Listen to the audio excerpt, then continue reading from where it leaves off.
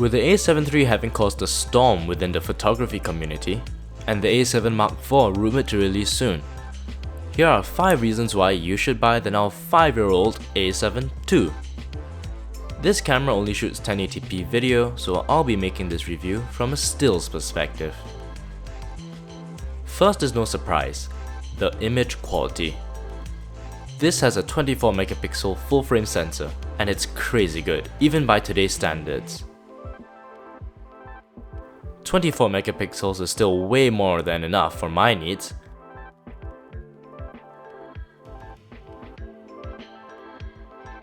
And ISO 6400 is very usable, even when the exposure is pushed in post. The dynamic range is huge, and there's plenty of room for cropping. Back to the colors. Everyone complains that Sony cameras have inferior color science. I say that's nonsense. This camera produces brilliant RAW files.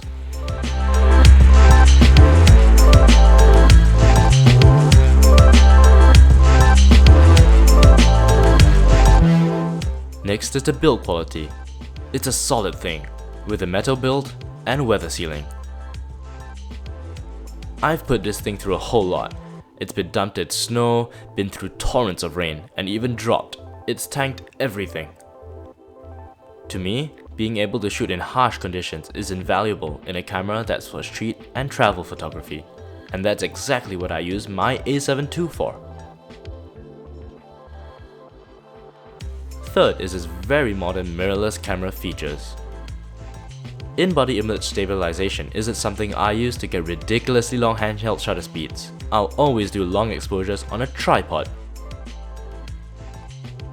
What it does do for me though is help mitigate accidental motion blur when I'm shooting closer to the reciprocal rule.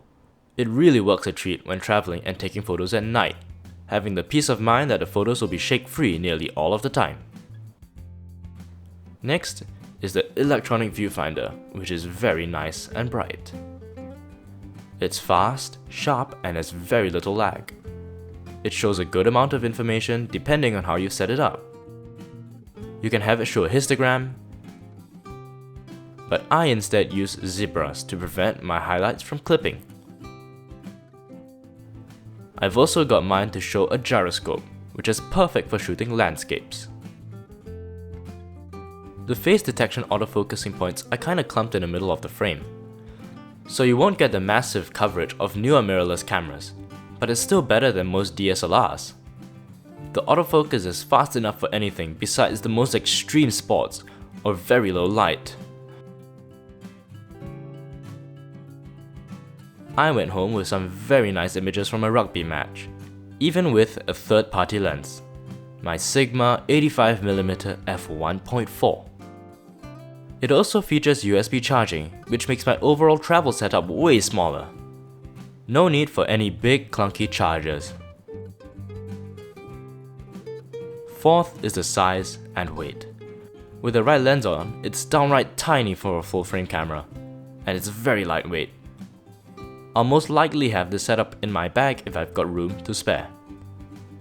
And for anyone who complains about the ergonomics, this is easily fixed with a grip and a hand strap, which makes it very comfortable to hold even with heavier glass.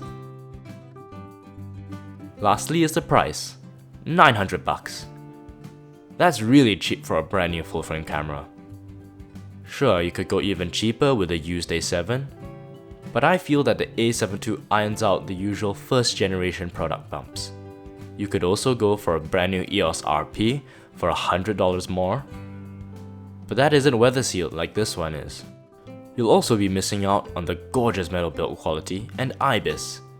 It's a typical case of an old flagship camera versus the new entry-level model. Another option would be the Sony a6400 with its blazing fast focus tracking, but again, you'll be missing out on IBIS and that stunning full-frame sensor. And don't forget, you can get the a7 Mark II even cheaper if you look for it used. Right now it's trading hand for as low as $500. So that's 5 reasons why you should buy the a7 Mark II. Thanks so much for watching, leave a like if you enjoyed, and subscribe for more.